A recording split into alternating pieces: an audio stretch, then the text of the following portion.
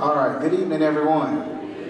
The time has come. We're going to go ahead and get started to try to make good use of all the time that we have. Let's see, Elder Yarbrough, you mind giving us a word of prayer, sir? Someone pull that door open.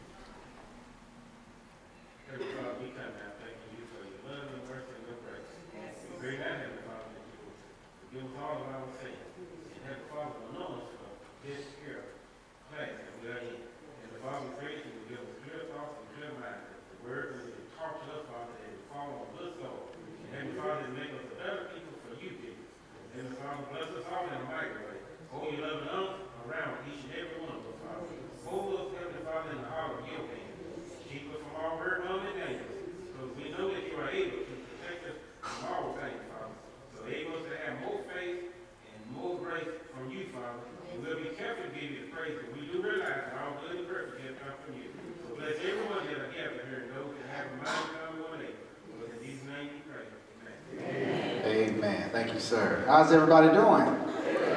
Good, good. Well, I'm glad to be back. I enjoyed the time last week. How many of y'all actually came to class anyway? All right, that's what I'm talking about. So nobody skipped out. Ain't gonna call nobody out. I did get a check. I'm just joking. You ain't gonna report nobody. I do want to recognize the teachers, Trevor and Trey. Y'all stand up, fellas. Y'all did a great job. I got to watch it back.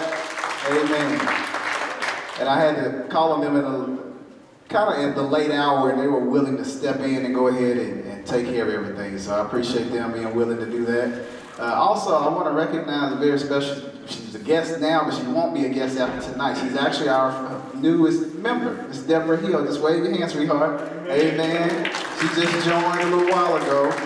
She came down Sunday and she said she wanted to be a member here. So y'all just reach out to her, make her feel welcome, and make sure she knows that this is home for her too. Amen? Amen. Any other special announcements need to be made before we get started? Anything? Oh, yes, sir. Elder Cable brought something to my attention. Questions have been asked. You come on in, Deborah. A few questions have been asked about, like, if I'm not here, like this past Sunday, if I'm not here, is it proper for our associate ministers to take in our new members? Does anybody know the answer to that? They can. What did you say?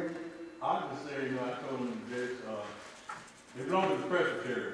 Right. And they're not going to belong to us. And I guess we were to have, they wanted you to take them in because they're not a member of the church. Okay. Let's break it. If there wasn't another pastor here, right. When a sign here, they could take them in. Correct. But they asked, why they didn't.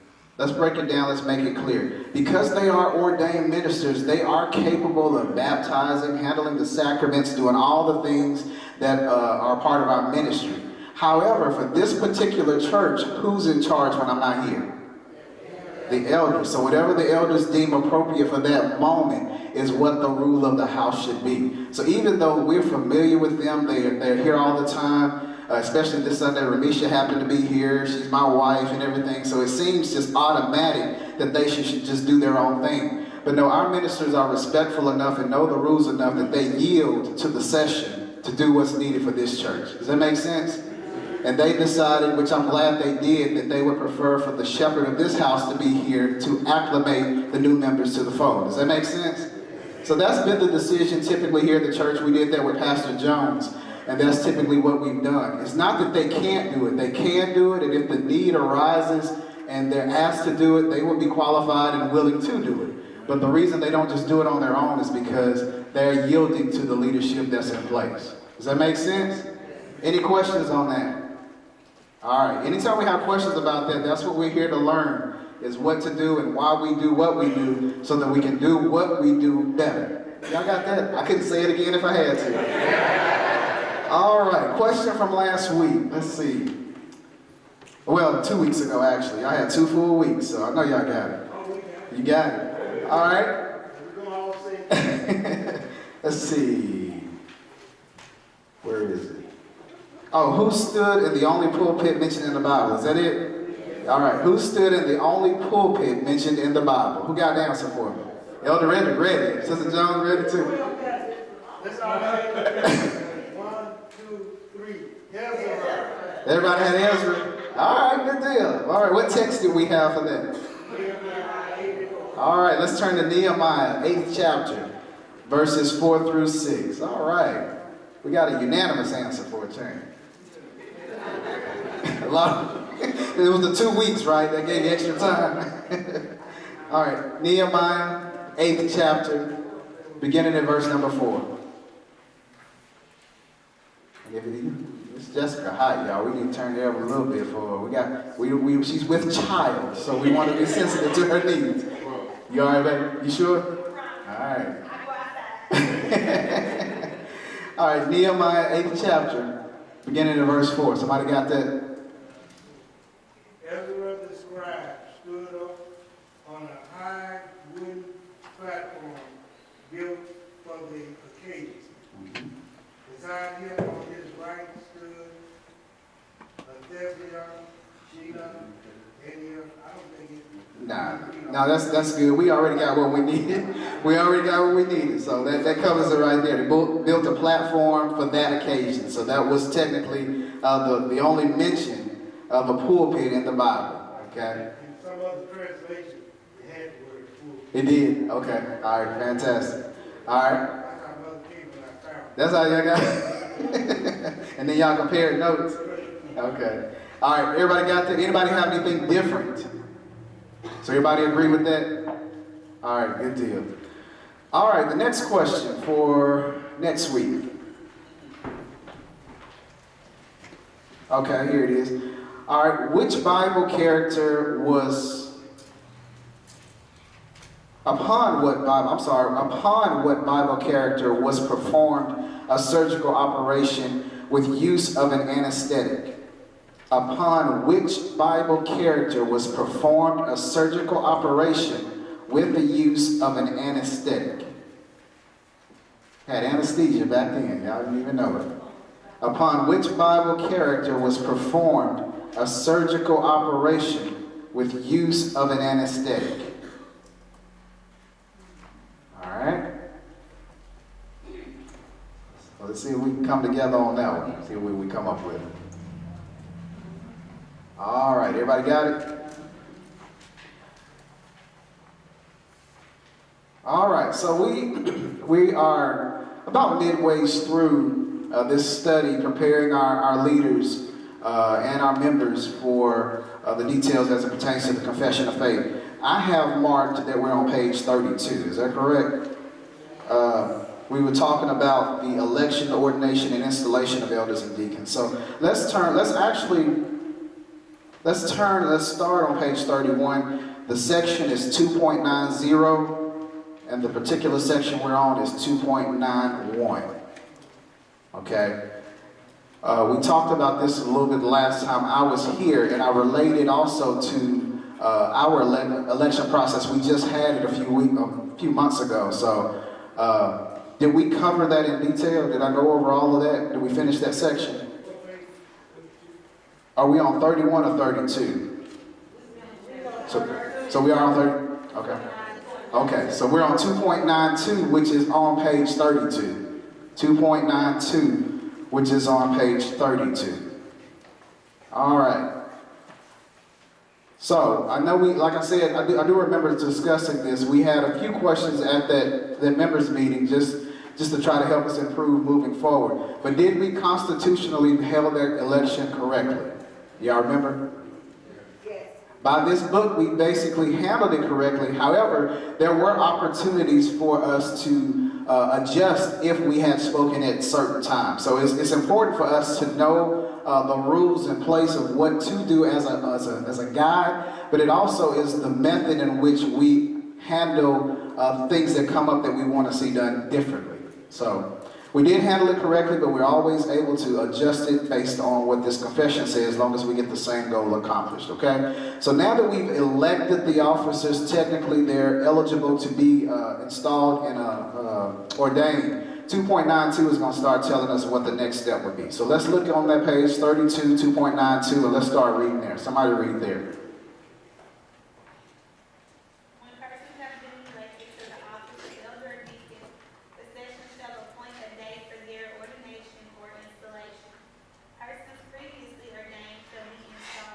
All right, let's pause right there. So the next step is to appoint a day for the ordination installation. Have we done that? What is that date? First Sunday in November, November the 4th. That's the date that's been set aside for us to ordain and install our officers. All right, so it also says here that previous persons ordained shall be installed only.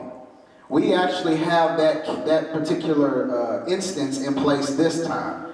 Sister Hall, she's here. Wave your hands, sweetheart. She is an ordained elder. She was an ordained elder at Briarford, which is a sister church of ours. So she's technically already ordained to the office of elder. However, now that she's a member of this particular church, she is now going to be installed as an elder for this church. Does everybody make sense? So the elders will be ordained because they've never served as elders. However, she has. So she won't necessarily take place in the ordination process, but she will have to go through the installation process. Does that make sense? Questions or comments? So anytime someone has been ordained to an office, then they would be installed, okay?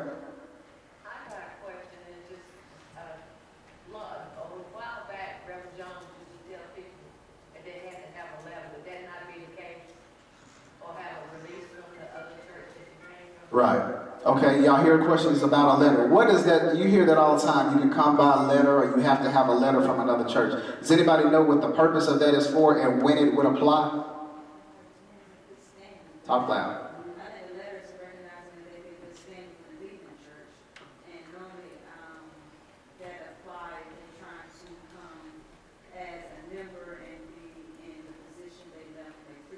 Correct. All right. Anybody want to add to it? She said it, and then Sister Hall actually did do that. She came and put me in I was in contact with Dr. Ackland, and we discussed that he recognized that she served exceptionally, and that he actually hated that she was leaving, but he understood that she wanted to come to her home church. So you're right. It is proper to do that, one, out of respect for the church you're leaving, and as a courtesy to the church you're coming to. And it's up to us as a church session to do our due diligence to make sure that we're not receiving someone who left in a bad situation. Okay? You don't necessarily want to inherit somebody else's problem if you can understand what took place beforehand. So that's a good comment, and it's the right thing to do. Okay? Any other questions or comments? But is it a requirement? Is it a requirement? What does this tell us? Y'all know? Is it a requirement? When is it? Have we gone over that yet? I think we did. Let's look at it. We haven't? Oh, okay.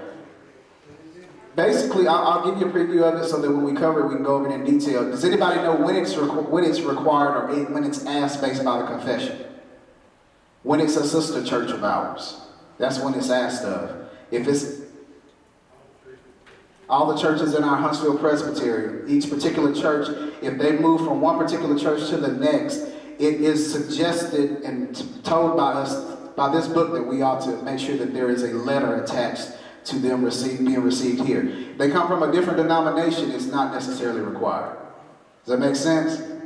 Okay, does that answer your question? So hopefully we'll cover that when we move on down a little further, but that's the answer to it right now. Good questions. Any other questions?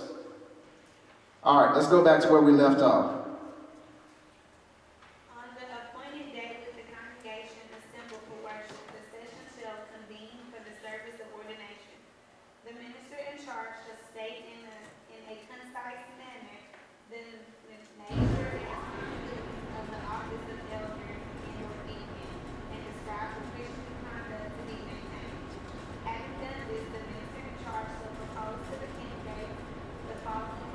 Okay. Yeah, to be answered in the affirmative. I'm not going to read those questions.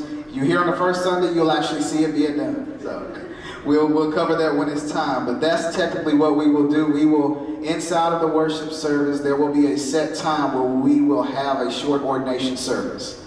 And the session and the other members of the session will join me, and we will basically charge them and give them the opportunity to make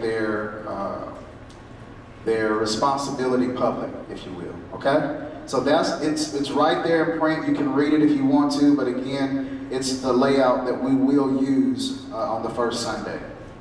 All right, moving over to 2.93. That's where I want to pick up now, on page 33, 2.93. Let's start and let's read there.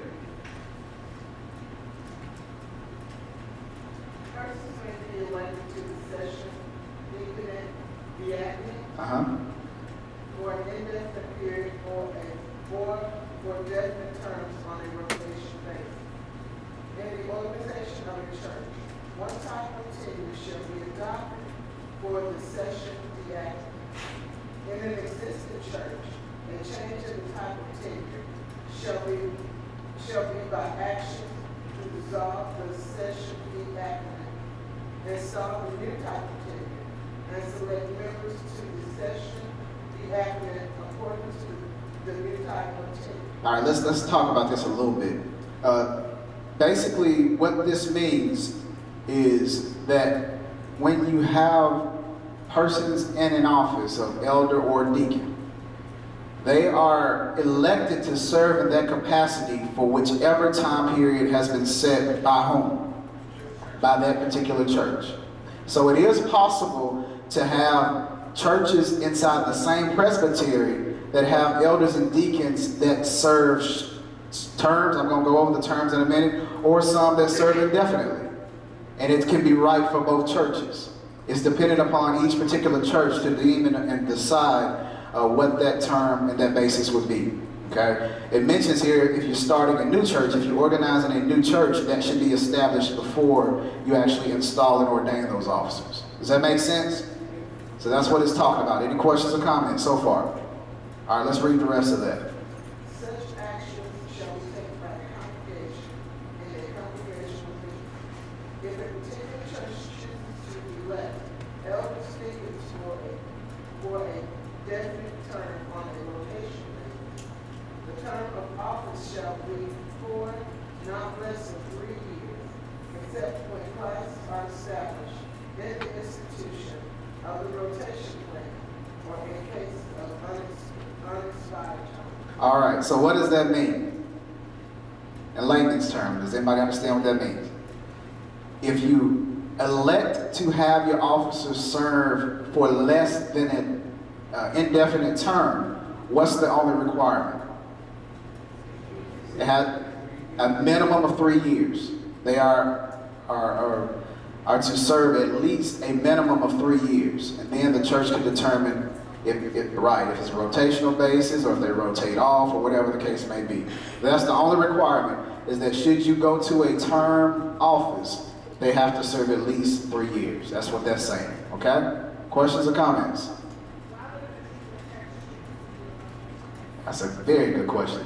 Well, does anybody know why a church would choose to use a rotational basis? That's one reason. Sometimes some churches feel that it can become stagnant, so that prevents it from being stagnant. Anybody else want to speak to it? Go ahead.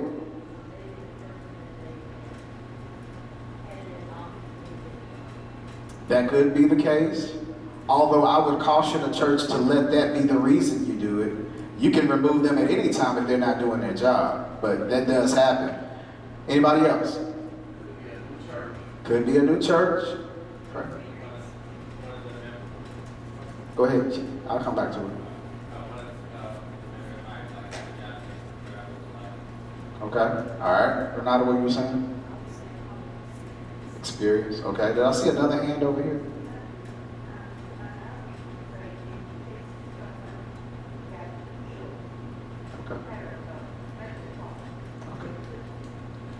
Absolutely.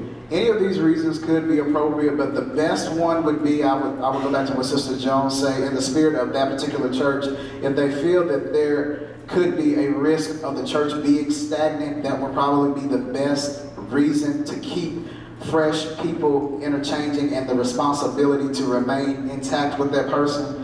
But then if you have churches that have faithful leaders that are doing a good job, it's not a need for it. So each church has to determine what's the right thing for them to do. Elder Redmond, go ahead. And then if the church decided that they wanted the church section to be just a certain size, That's correct too. for whatever reason, then as once you elect an elder, the elder been removed for some reason, then you always have. Right. So then you have a rotational method, because if you say you got 50 elders here in Blackwood Chapel, but we only going to have 20 on the session. So now you need to elect 20 Right. on the 50. For that period of time. For a period of time. So that's the only time. Right. Only if we decide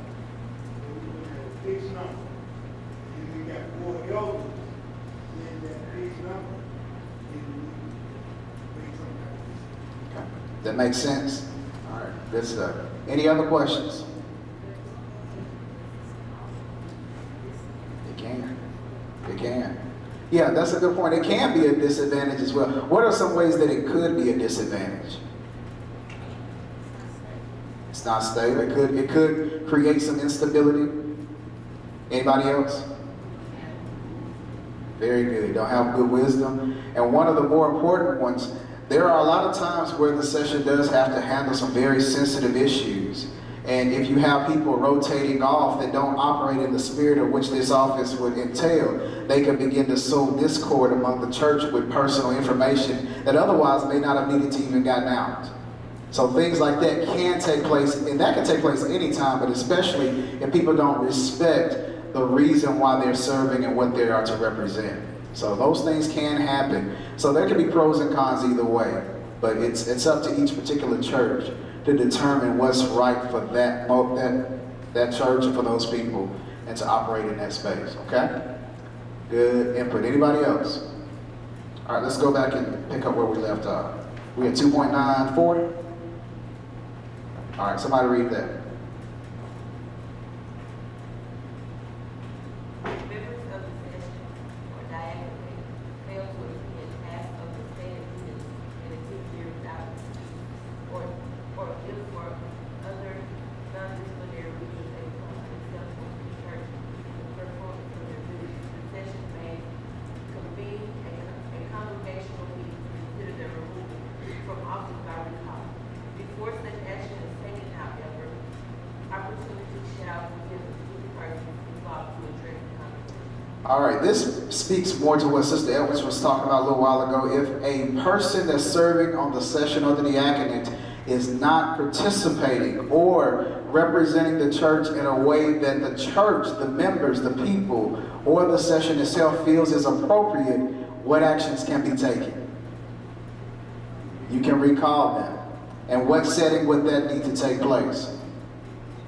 At a congregational or a members meeting. That person should be given an opportunity to address those issues, but it still then is up to the people to decide what's good for the church.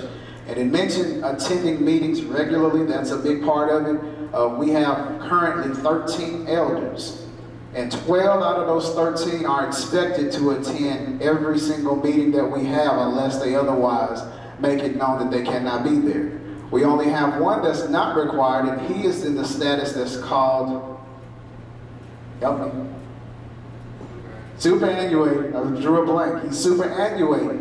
And I'm gonna explain. Does anybody know what that means? It's Elder Horton. I don't mind telling you. It's Elder Horton. He's considered superannuated. And does anybody know what that means? He's still a functioning part of the session. He still has a voice and a say. It's just a courtesy that excuses him from having to come and attend regular meetings if he doesn't feel like he can.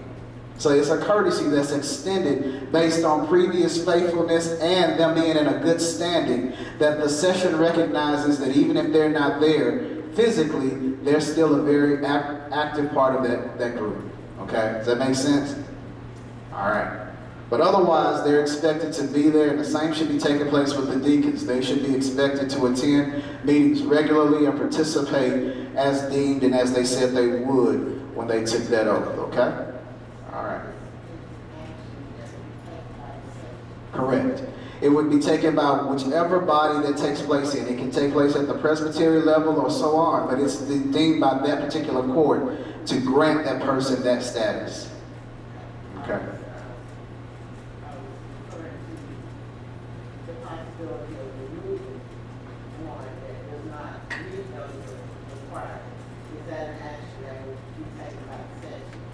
According to this, who can take that action?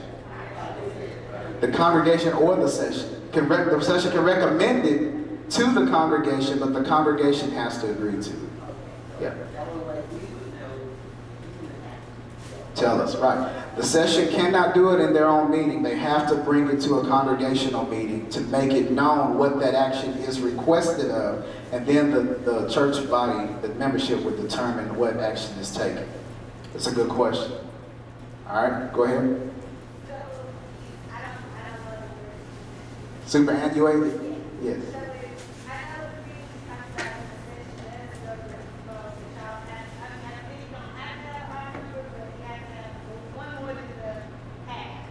So if it is like, y'all ready to vote on something with a hundred and that's what it is, vote, like, y'all. He's still, oh, absolutely. If, right. He can, yes, he can still, he's still informed of everything, and his vote would count. And if there is a situation where we're in a set meeting and there is a tie, what happens then? I break the tie. But his voice does count, his vote does count. He is still in active status. He's just excused from having to attend those meetings. Yeah. But that's a good question. He does matter. You cannot have business and just exclude him. That's not proper to do. Okay? All right, yes. Absolutely. Absolutely. Did y'all hear that? He does attend when we have meetings on Sunday or times when he can be present. He is here. He's a part of it, the whole nine. And when we have our regular meetings, I know we still keep him informed on things, do we not? We still go to him and let him know what's going on? Yeah. So we keep him in the loop as well to make sure he knows what's going on and get his input and so forth. Okay. All right, any other questions? All right. Yes.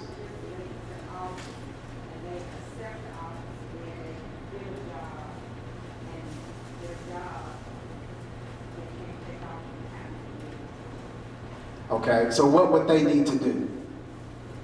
They would need to inform the session, what's going on, and then, then it would be up to the session to determine if that can be excused long-term, or find out how longer-term that would be, or if he or she can efficiently fulfill the office.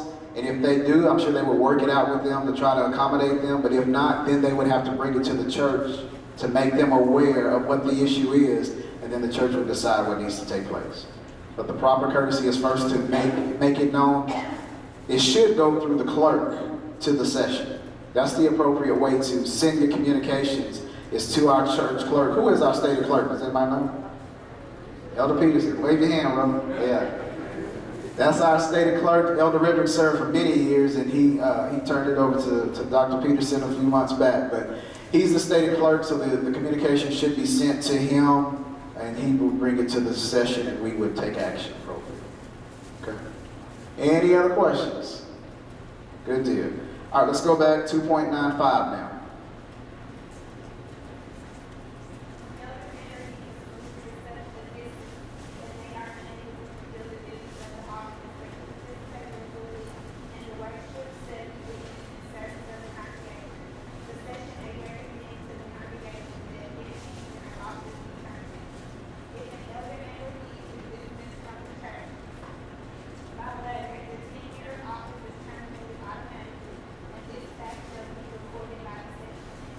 We should have just waited one more minute. We could answer that. But that answers Sister Carter's question right there. So that we don't need to discuss that any further unless there are any questions.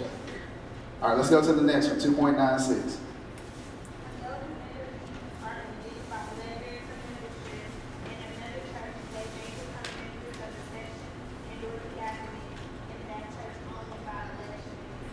And again, that's what took place with Sister Hall. She came here. She couldn't just automatically become an elder of Blackman Chapel. She had to be elected, and then she will be installed, and then she can operate in that capacity. Does that make sense?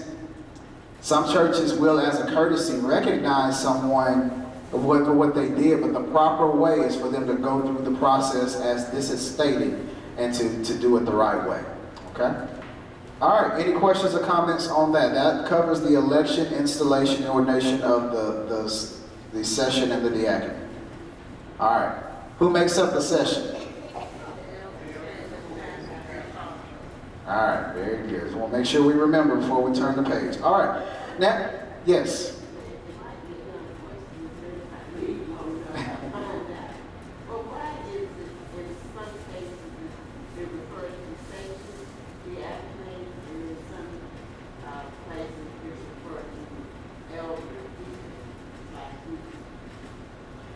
I will probably have to look and see what's being discussed, but just knowing the gist of why they're used interchangeably, Usually when it's talking about the session, it's talking about the entire session, which includes me.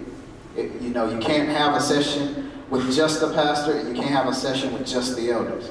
However, when it's talking about the elder or deacon, it's talking about their individual role as it pertains to what they may be participating in.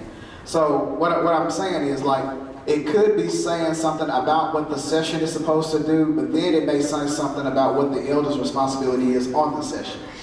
Even though that we're on the session together, there may be different functions of what we're to carry out.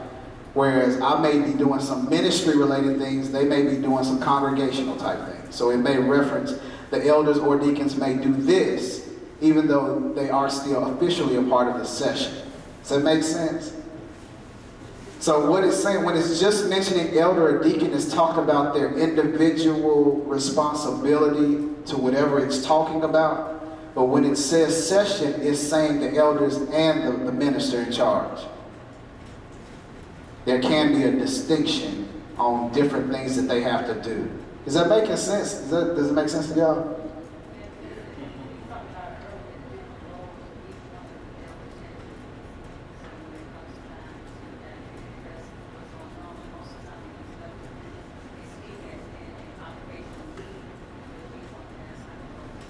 You want to give me an example of something you're looking at? And I might can give you. I was just noticing when we were reading, like, this section, the acronym comes up, and then I was thinking that it meant the elders, but then in other Yeah. places it refers to elders. Okay, I see what you're saying. Okay, sometimes, when it's using session and diaconate, it's saying that they have the same, it's given the same guidance for what they are to do. But never think that they are the same thing. They do have separate responsibilities. But as it pertains to the process of them becoming elders and deacons, there are so many similarities. Instead of writing a separate section for the elders and then a separate section for the deacons on what to do to install them, to instruct them and so forth, they put elders/diaconate so that you know that these rules or these guidances pertain to both offices.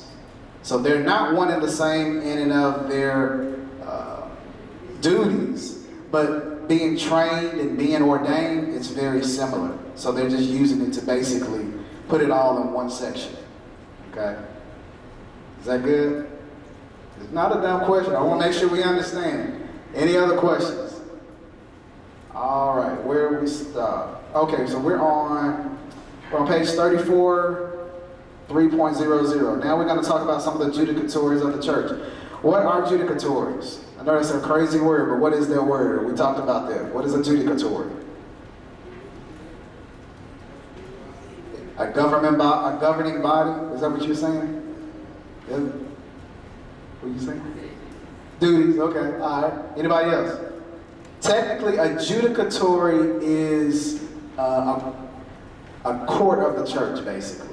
We're going to talk about it actually in detail now. So let's read it, and if it still is not clear, I'll explain it further. Let's read 3.01 and 3.02.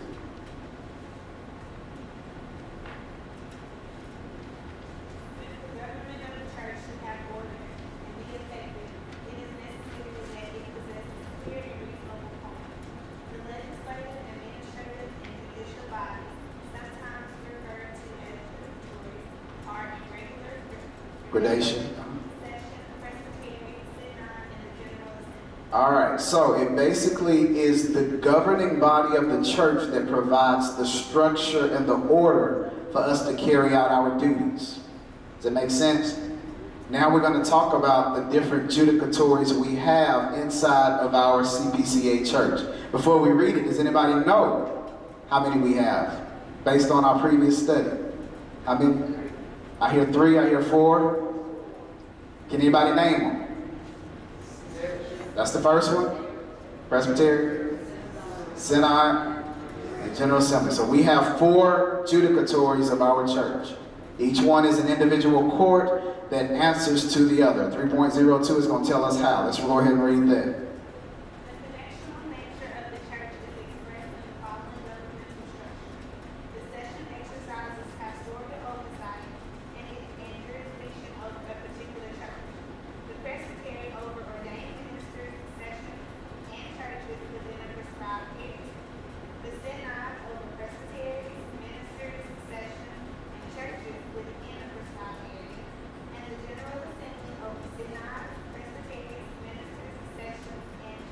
All right, now let's go through that and let's break that down so we make sure you know what that means. All right, Jessica, start reading it again and let's stop when I tell you to stop. The connectional nature of the church is expressed in the following governmental structure. The section exercises pastoral oversight and jurisdiction over a particular church. All right, let's pause right there. Okay, church session. Blackwood Chapel's church session is who? The 13 elders we have currently and myself. Okay, so what's their responsibility? To oversee the well-being and the welfare of this particular church. None of us can go over to Mackin's Chapel and tell them what they need to be doing. Mackin's Chapel can't come over here and tell us what we need to be doing. It's up to this church session to decide what's appropriate for this particular church. With that being said, each particular church should be using this as a guideline for the right order, so that we all should be doing similar things. We may be just doing it to fit the personality of our churches. Does that make sense? So that's the first court. That's the first judicatory. All right, now, who does this church session answer to next? The presbytery. Read the next part, Jess. The presbytery over ordained ministers, sessions, and churches within a prescribed area. Within a prescribed area. Our area is Huntsville, and surrounding areas. We actually are the largest presbytery in the entire CPCA. Huntsville Presbytery is the largest one. We have how many churches? We have 19 churches. All right, so those 19 churches are responsible for handling their responsibility with the presbytery. They are also responsible for who? The ordained ministers.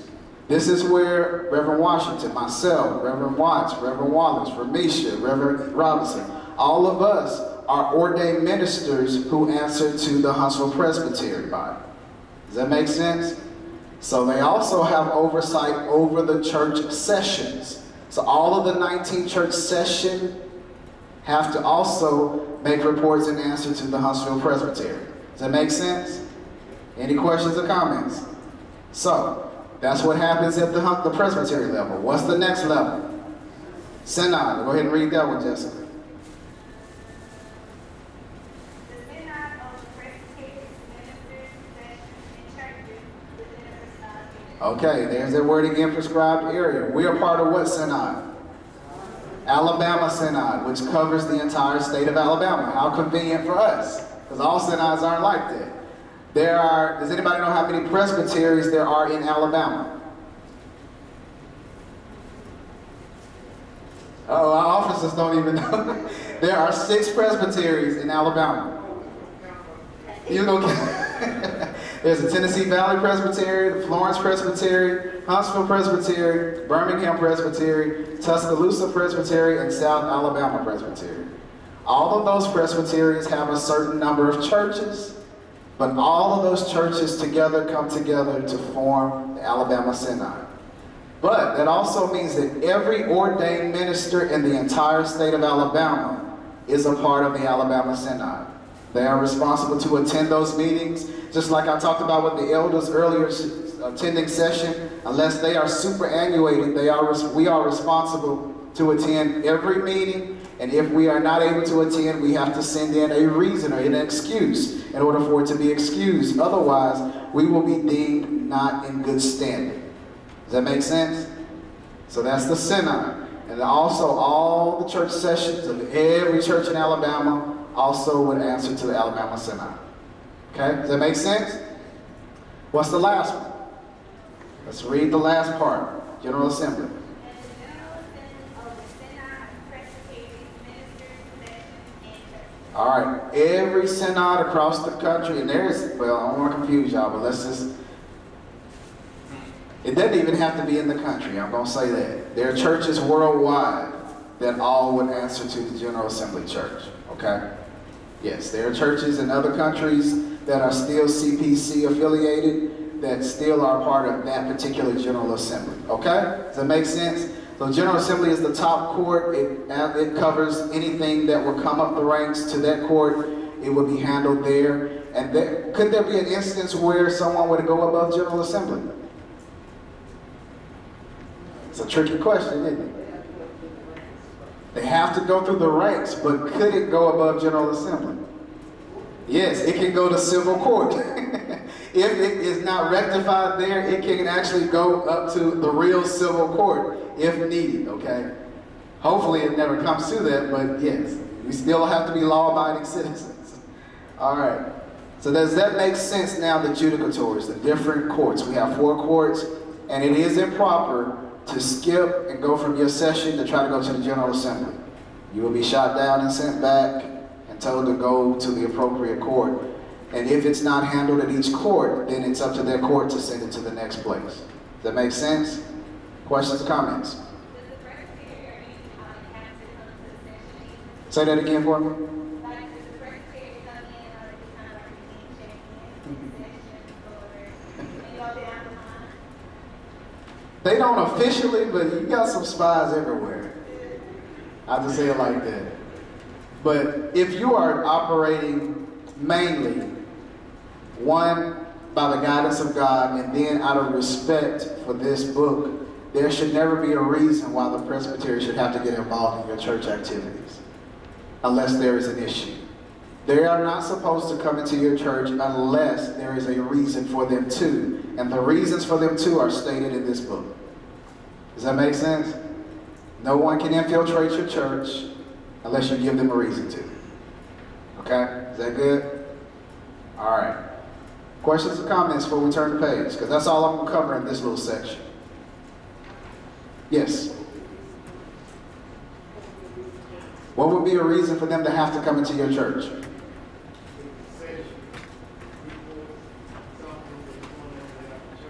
Correct. That's the only reason they should come. Now, listen to what he said. Say it again, Elder Reggie, so everybody can hear you.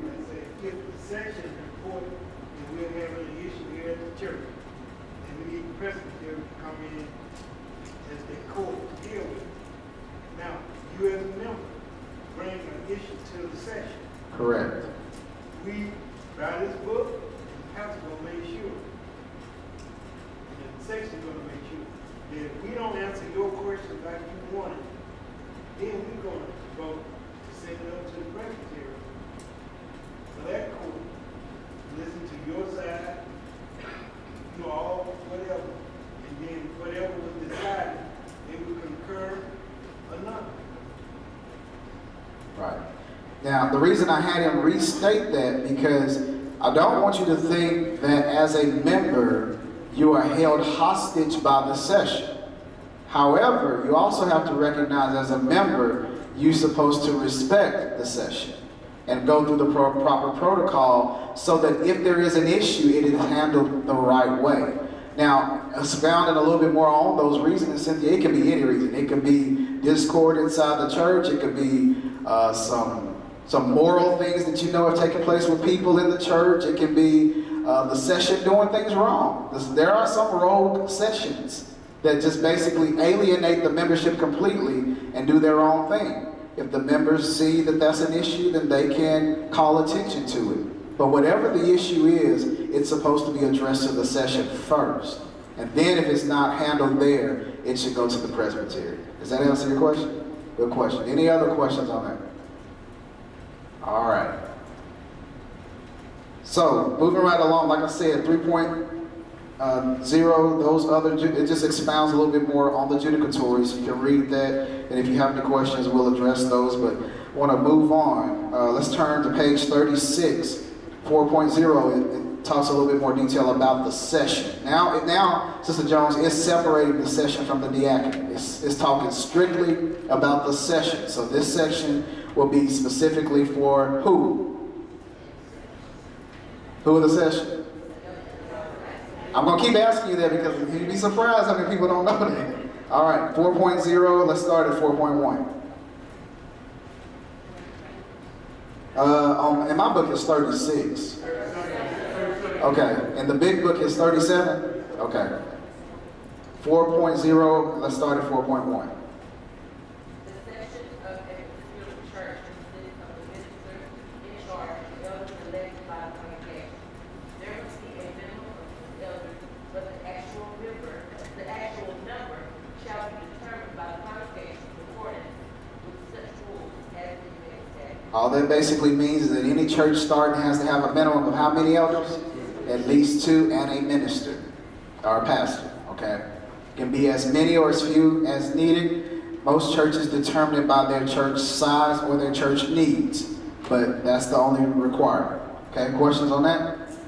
All right, 4.2. In a church which has no pastor, or in the absence of the minister in charge, or of the moderator appointed by presbytery, the session may meet and transact business. All right, it's basically saying if a church does not have a pastor or if someone from the presbytery has not been appointed to moderate the session, can they still do business? They can. They can still operate and function, and that's all you really need to know. There's terms for it, but it's not important. They can transact business. Only under those terms now.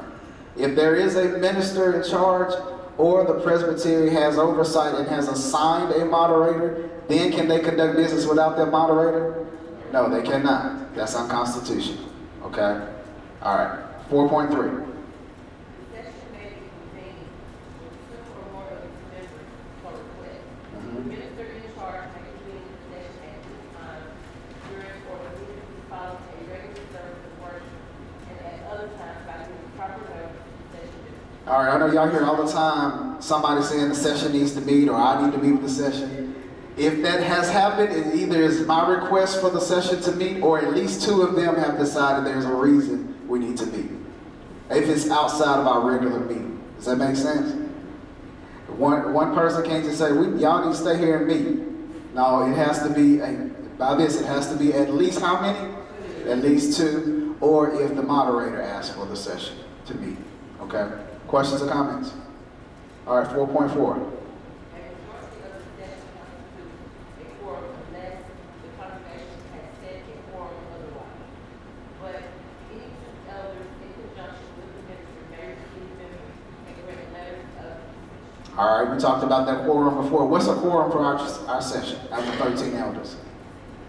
7 is the minimum. So that's what would be needed in order for us to conduct business. If the church determines that a quorum size is less than that, it would have to be done where? In the membership meeting. Okay?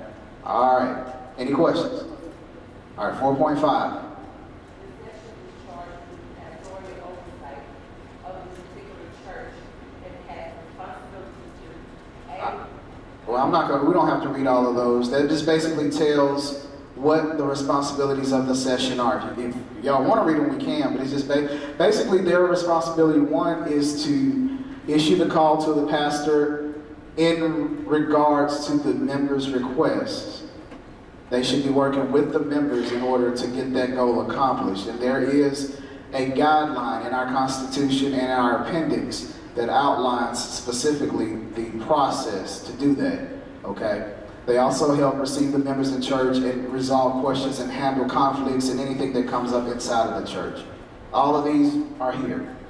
Y'all want to read them? You can read them when you want to. They're there.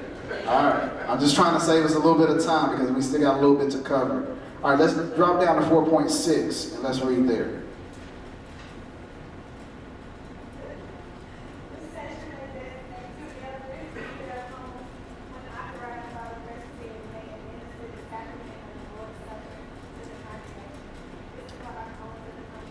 Yeah, I was going to say that's really okay.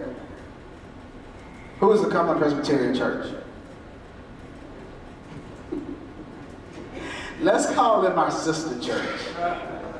All right, I know that's the term we typically use, but that is our sister church that may be of a different persuasion. Okay, how about that? All right, in their church, what is this saying? Can elders administer sacraments? In their church. Now, let me ask you what may be a trick question. Can elders administer sacraments in our church? Yeah, they can. What's the distinction? In our church, it's the pastors and the elders together. In their church, the elders can do it on their own if the need arises. Does that make sense? So, like, say we have a sick member or something, or someone who's unable to be here. In our church, can an elder go do that by themselves? No. But in their church, they can. That's basically what it's saying. Okay? Questions, comments? All right.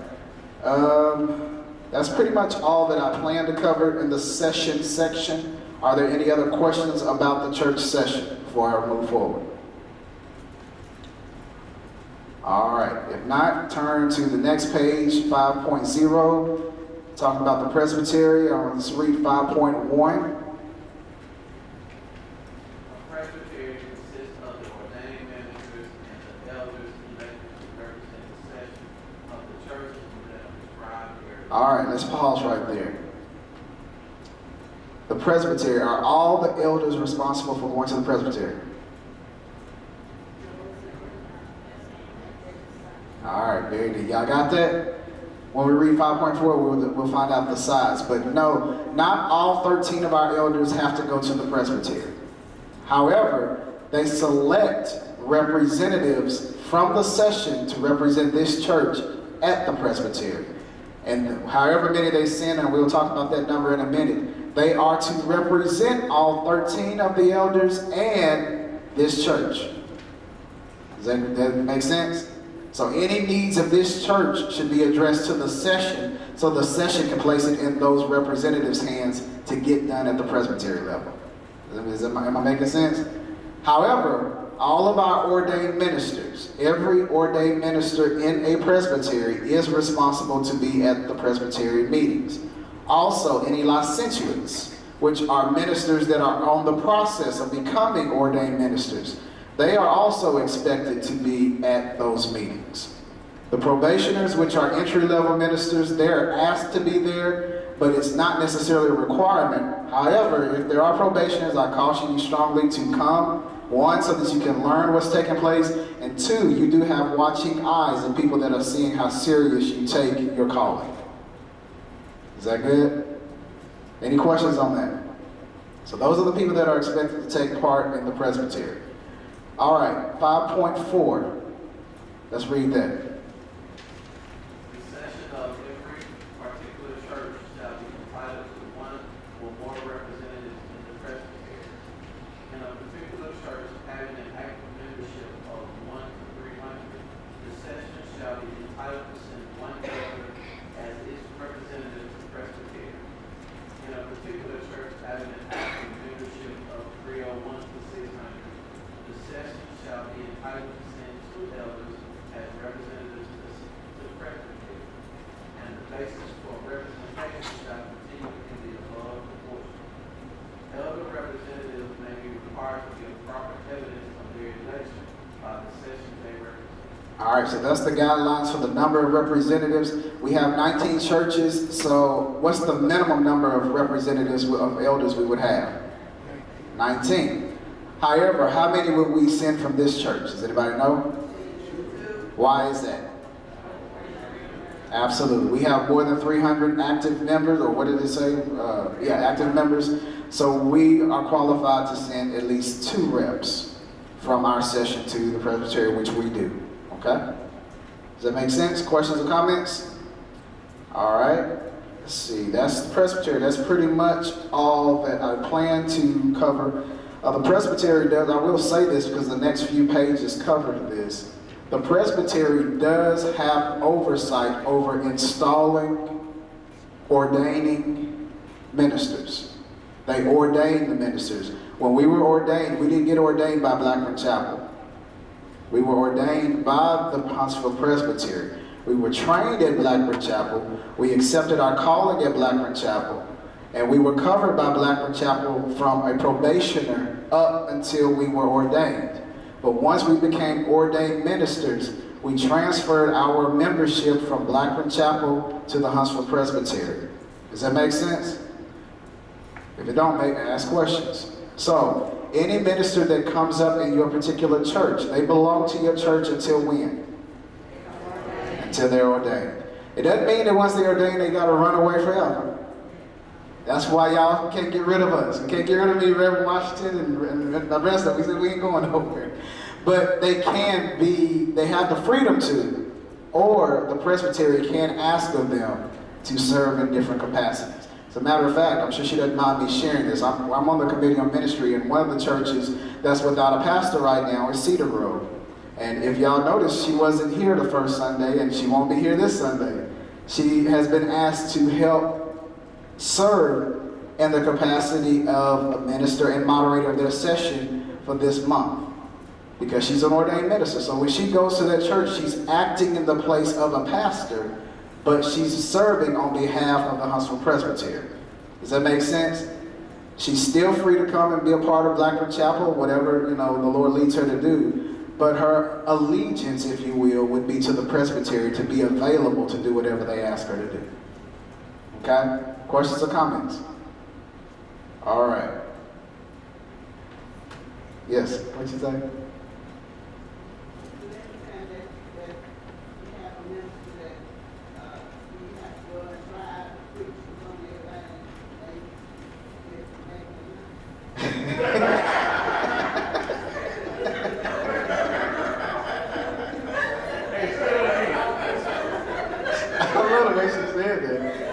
Believe it or not, yeah, there actually is. Okay, let me help you with that. Again, that goes back to the Committee on Ministry. There was a time where that was a requirement for you to be ordained. You had to go through the training, go through the classes, the whole nine, but kind of as a last step, you had to preach in front of a body of the whole presbytery, I believe.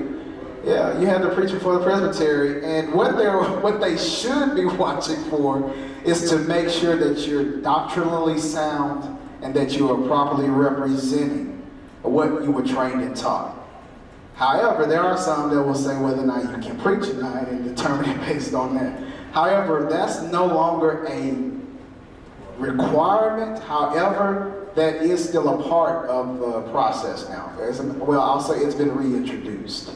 As a matter of fact, we're doing a practicum program right now.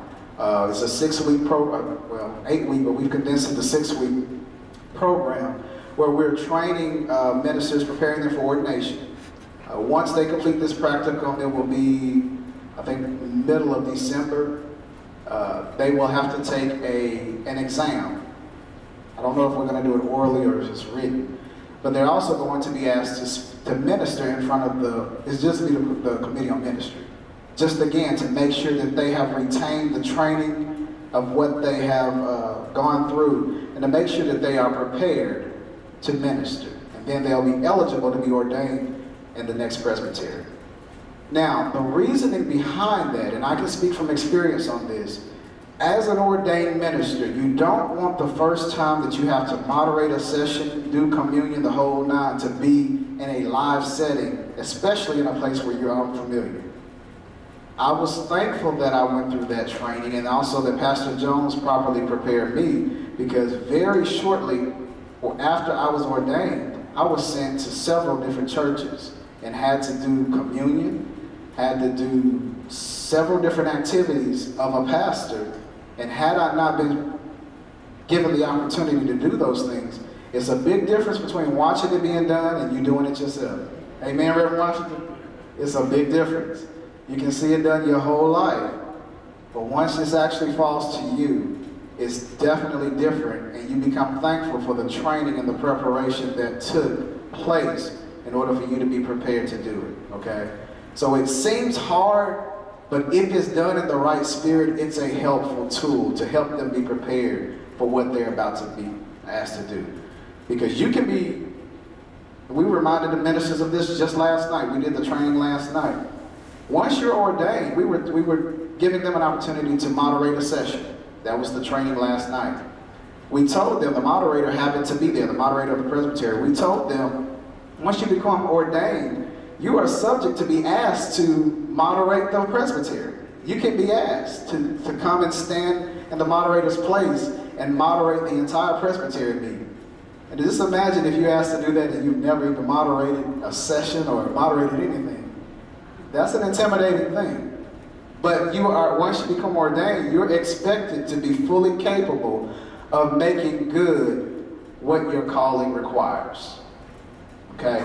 And the same with elders and deacons. Once you are an ordained elder deacon, You can and you will be asked to do certain things that an experienced elder or deacon may have been doing for years. And you are expected to be capable of standing in that place and doing what's expected of that office. That's why it behooves you, and that's why we admonish you to be here for this training, so that you can get as many resources and tools that are available while you're in preparation, so that when the time comes, you'll be ready to do it. Okay? Is that good? Questions or comments? All right, so that's pretty much all I wanted to cover with the Presbyterian. Like I said, the next several pages covers the process of ordaining ministers, installing pastors, and any other ministries that would be required. Okay? So next time we meet, again, we probably will spend one more day in the confession, and then the last session I want to go over, I promise you I will go over the mothers and the godly women, and also start getting us ready for the installation. So next time we'll start on page, and my book is 52, but it'll be 8.0 where we'll talk about briefly the synod. 53, okay. All right, Elder Redrick. Oh, that's right. See why revival is next week. No, we won't meet. Did I account for that? Yes. No, I didn't. So we're going to have to condense everything on the 31st. But to answer his question, I forgot, the citywide revival is next week, and we typically do not meet so that we can fully support that. I'm active in that as well. So, session, y'all consent to that? Consent. So we will not meet next Wednesday. We will meet on 31st. They know that's Halloween. Y'all can spend Halloween with me. And we will try to finish up as much as we can at that time, okay? Yes? Bring some candy. Y'all dress up in costumes? I'll just joke. Yeah, we might do a little something. All right, any other questions or any other announcements or anything? Are we learning something? Yes. Amen. Praise God for that. And I believe the more we're aware of what to do in our church, we can do it even better. All right, if nothing else, we can start standing and preparing to be dismissed. Any prayer requests or praise reports as we're preparing for our closing prayer?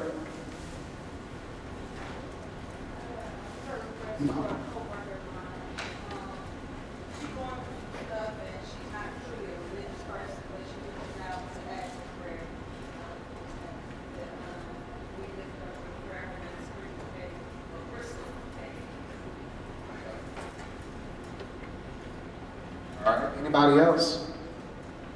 Pray for Panama City. They're having a hard time down there trying to piece everything back together. A lot of black churches are gone. There are only a few standing, and they're just trying to put it back together and be a community of believers and everything. Okay, definitely. Anybody else? All right, well, we all know there's so much going on around us that we always want to be mindful of situations that we can petition and take to God in prayer. We know the power of prayer. We know what God is able to do. So as we're learning more about how to be effective leaders and things inside the church, that doesn't just stay inside these walls. We want to be leaders and people of God and influence as we go on the outside and share what we're learning and growing in with the world. Amen? Amen. So let's come together with those things in mind. I'm going to ask Reverend Washington to intercede for us tonight, and let's petition God on behalf of these things that we have on our hearts and minds.